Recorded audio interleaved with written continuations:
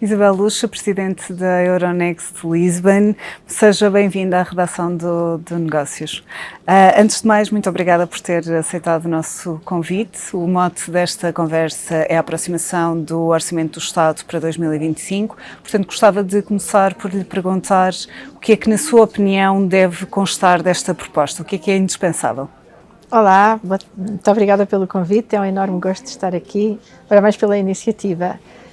O orçamento, em primeiro lugar, temos que ter um orçamento de Estado para o mercado de capitais, para garantir as melhores condições de financiamento à economia e às empresas. É muito importante a estabilidade de ter um orçamento aprovado. Os investidores, os mercados não lidam bem, não é, com a instabilidade, com a incerteza, e quando assim é, penalizam os ativos, sobretudo os ativos de risco, e isso aumenta o custo de financiamento e o custo de capital. Portanto, primeiro aspecto importante, termos um orçamento. Segundo aspecto importante é continuarmos a trajetória de consolidação orçamental que temos vindo a fazer ao longo dos últimos anos. Passámos um período muito difícil, 2012, 2013, déficits públicos acima de 5%, perto de 10% em alguns anos, uma dívida pública que chegou a 135% do PIB, e isso traduziu-se num rating da República Portuguesa muito baixo e dificultou muito as condições de financiamento das empresas. Felizmente, fizemos uma trajetória de consolidação muito relevante. Hoje estamos com excedente orçamental, não sabemos como é que vai acabar o ano, mas é essa a previsão, ou perto disso. Temos uma dívida pública que já desceu abaixo dos 100% do PIB, já foi, portanto, um trajeto importante, mas temos que continuar a fazê-lo. E as taxas de juros de financiamento, designadamente a dívida pública há 10 anos, que é o referencial que mais usamos para o financiamento a médio e longo prazo, está claramente abaixo dos 3%, que também é um nível interessante e relevante. Portanto, esse é o outro aspecto muito importante. Porquê? Porque o rating da República Portuguesa define as condições base de financiamento da economia e das empresas. E, mais uma vez, esse é um referencial que afeta o funcionamento do mercado, a atratividade dos capitais, dos investidores, que é extremamente importante. Um terceiro elemento que nós esperamos sempre de um orçamento de Estado, e deste em particular, porque é um orçamento de um novo ciclo político, que é uma trajetória de algum alívio fiscal. Este governo e os seus ministros da Economia, das Finanças, têm referido esse aspecto. Há, de facto, uma convicção de que, e há uma realidade, de que o nível de fiscalidade, quer sobre as empresas, quer sobre as pessoas, é demasiado elevado e que temos que iniciar uma trajetória de alívio fiscal. Deve ser algo previsível, porque, mais uma vez, os mercados, os investidores não lidam bem com a imprevisibilidade. Muitas vezes, mais importante que o nível é a previsibilidade, não é? Quando se faz um plano de investimento, nós temos que saber prever, tanto quanto possível, o que vai acontecer para fazermos o investimento da forma com menos risco possível. E, portanto, seria muito interessante se tivéssemos uma noção, não é? E um primeiro passo, uns primeiros passos no sentido de uma trajetória de alívio fiscal a vários níveis. Portanto, estes, eu diria, são os três aspectos do meu ponto de observação, que é o mercado de capitais, que é o financiamento à economia e às empresas, digamos assim, os pilares-chave. Depois há muitos outros aspectos importantes, mas estes seriam os três. Vamos então por partes, até porque era um dos temas que trazia para lhe perguntar, este da instabilidade ou do risco político. Qual é o pior cenário para os mercados e vê o risco de um orçamento que não é aprovado e que tem consequências para a confiança dos investidores no país?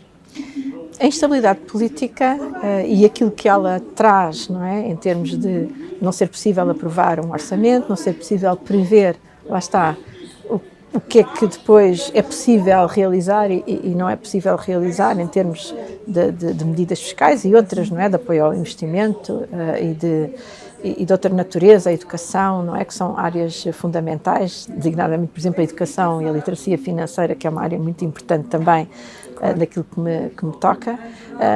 Portanto, como referi, são sempre mais notícias para estas várias vertentes. Portanto, ter um orçamento aprovado e haver de preferência até, uma plataforma de entendimento entre os partidos de suporte os principais partidos de suporte a esse orçamento, que nos dessem aqui uma plataforma de estabilidade em alguns temas que são desígnios nacionais, diria eu, não é? Este tema de termos um alívio fiscal progressivo, uma simplificação até dos próprios regimes, não é? Porque muitas vezes a fiscalidade não só é elevada, como é complexa, não é? É difícil cobrar alguns tipos de impostos. Então, nas operações financeiras, na negociação em mercado, o cálculo de mais-valias, dos investidores nacionais, as isenções internacionais, os acordos de dupla tributação, todos esses aspectos ainda têm um grau de complexidade relevante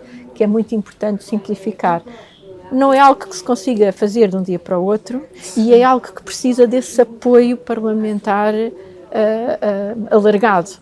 E seria extremamente importante que se conseguisse encetar esse novo ciclo. E espera que já na proposta do Orçamento do Estado para 2025 estejam contempladas algumas dessas medidas de alívio fiscal e de incentivo à poupança e ao investimento? Foi aprovado recentemente um diploma que traz alguns benefícios em sede, por exemplo, de mais-valias nos investimentos em ações, por exemplo, em valores mobiliários, e que também traz algum incentivo interessante em sede de IRC para empresas que decidam abrir o capital em bolsa e podem abater até ao dobro das despesas que fizerem, não é? As despesas com advogados, com outros prestadores de serviços, colocação, os vários custos que estão envolvidos na operação, podem ser abatidos em sede de IRC no dobro desses custos. Portanto, há uma majoração. Foi uma medida interessante, foi uma medida no bom sentido, e que acabou de ser aprovada e, portanto, vai certamente ser implementada no próximo ano. Não foi no quadro do orçamento, mas é como se fosse, porque efetivamente vai ter essa implementação. Foi um passo. Há muito mais, evidentemente, é um passo eventualmente que se possa... Eu acho que há mais que se pode fazer, mas há sobretudo mais que se pode fazer, não só na fiscalidade, mas noutras áreas da poupança e do investimento. E refiro-me aqui, em particular, também a este novo ciclo europeu que estamos a começar agora, com uma nova Comissão Europeia, e temos inclusive uma comissária europeia portuguesa que tem o pelouro dos serviços financeiros e do mercado único da poupança e do investimento. E repare na evolução que houve entre aquilo que era o objetivo de construção do mercado único de capitais, que continua a estar subjacente, naturalmente, à política económica europeia, mas agora há aqui um enfoque novo e diferente nesta ideia de poupança e investimento. O que é que isto significa? O que é, no fundo, esta responsabilidade que a nossa comissária vai ter?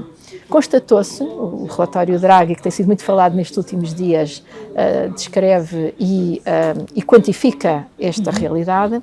Constatou-se que o nível de poupança na Europa é extremamente elevado, mas essa poupança não é canalizada de forma eficiente para investir nas empresas europeias, na inovação e no crescimento e no desenvolvimento económico da Europa. A Europa continua a ter níveis de crescimento, de produtividade e de desenvolvimento mais baixos do que outras regiões do mundo. Portanto, precisa de reganhar dinâmica, não é? Precisa de reganhar dinâmica. E as poupanças acabam por não estar a ser canalizadas para o mercado de capitais? As poupanças não estão a ser canalizadas para investimento ou da forma mais eficiente para investimento produtivo. Depois, como não são canalizadas para investimento produtivo, também não têm a melhor remuneração. Muitas ficam em depósitos, por exemplo, que não têm a melhor remuneração. Tudo isso, não é, reduz as oportunidades dos europeus em geral. E uma das áreas onde é possível, e está identificado no relatório também, está no âmbito também daquilo que é a ambição da Europa sobre este tema, é de facto a constatação que nós, os europeus em geral, tirando 2 ou 3 países especificamente, um regime de poupança para a reforma, que não é de capitalização, portanto, ou seja, nós estamos a poupar a médio e longo prazo, não estamos a constituir poupanças de médio e longo prazo que alimentam ou alimentariam o investimento que naturalmente só tem retornos também a médio e longo prazo. Portanto, esta realidade, não é, por um lado temos muito mais poupança, por exemplo, percentualmente do que um país como os Estados Unidos, mas depois temos muito menos investimento, porque temos aqui pelo meio, não é, a falta de mecanismos e os planos de poupança, reforma com o segundo pilar e o terceiro pilar privado, são um instrumento fundamental só para dar um número. Por exemplo, nos Estados Unidos têm os ativos em fundos de poupança, reforma privados, são mais de 140% do PIB. Na Europa, na União Europeia, são apenas 32% do PIB.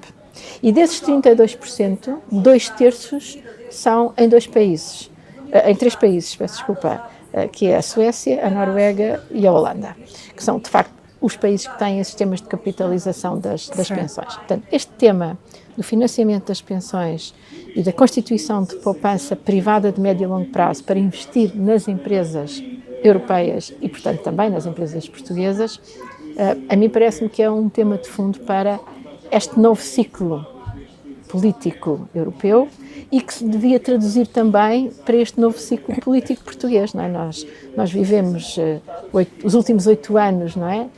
Com o domínio de um partido diferente, agora temos um novo ciclo e seria extraordinariamente relevante que o partido que está no governo, mas também que houvesse, lá está, uma base alargada política para que esta reforma da segurança social de que tanto se fala e das pensões de que tanto se fala há tantos anos, pudesse agora ter lá está também os primeiros passos. Mas, porque não se faz de um dia para o outro, é preciso estabelecer objetivos, estabelecer um caminho e progressivamente ir concretizando esse objetivo. Há passos que estão a ser dados e há estudos que estão a ser feitos, isso já é positivo, mas agora temos que ver concretizar esse desígnio. O facto de haver uma comissária europeia portuguesa com esta pasta da União do Mercado de Capitais, da poupança, do investimento, espera que crie alguma pressão a nível nacional ou que incentive algum movimento a nível nacional para que haja também um maior avanço neste sentido? Seguramente que vai captar mais atenção para o tema, não é? O facto da comissária deste tema ser uma comissária portuguesa vai certamente captar mais atenção. Naturalmente que ela tem uma função europeia, cabe-lhe implementar uma política que seja adequada para toda a Europa, mas o facto de ela ser portuguesa vai ser mais ouvida sobre estes temas e, portanto, isso pode ser um elemento interessante para dar também aqui alguma dinâmica adicional a estes temas. Sem dúvida. Falámos de medidas fiscais, mas a realidade é que não são as únicas de dinamização do mercado de capitais e voltamos sempre àquele relatório que a OCDE fez de diagnóstico ao mercado de capitais português. Que outras medidas, além do alívio fiscal, é que considera que seriam necessárias? Há um tema muito importante, que é o tema da formação e da informação sobre temas financeiros. Nós continuamos, eu acho que infelizmente, a ter jovens que saem do ensino secundário e do ensino superior, que tirando os cursos de Economia e Gestão, não têm nenhuma formação base sobre conceitos básicos, os conceitos mais básicos das finanças, não é? Um jovem engenheiro português, não é? Muitas vezes, um jovem com 20 anos ou 21, não sabe a diferença entre o que é uma ação e o que é uma obrigação. Isto tem que mudar, não é? Nós temos que na área da educação, fazer um esforço, e cabe naturalmente ao ensino público, mas também ao ensino privado e a todo o ecossistema, promover uma formação financeira mais alargada, porque os jovens têm que porque têm que ter uma vida financeira mais proveitosa, não é? Se nós nos limitamos a pôr o nosso dinheiro num depósito bancário, nós não vamos certamente tirar das nossas poupanças a rentabilidade que elas nos podem dar ao longo da vida, e a poupança, se for bem aplicada, vai capitalizando, não é? Os rendimentos vão capitalizando e ao fim de vários anos o resultado é completamente diferente. Mas depois há o facto de os jovens e os cidadãos também aplicarem as poupanças de uma forma diferente, vai gerar capital, lá está, voltando ao tema, à questão de há pouco, vai gerar mais capital para investir nas empresas, que por sua vez têm mais possibilidade de investir em inovação, em internacionalização, em crescimento e criar postos de trabalho com mais valor acrescentado em Portugal e na Europa como um todo. E é este ciclo que temos que também ajudar a mudar por via da educação e da formação financeira. Isabel Lucha, muito obrigada por esta conversa na redação do Negócios. Foi um gosto. Obrigada.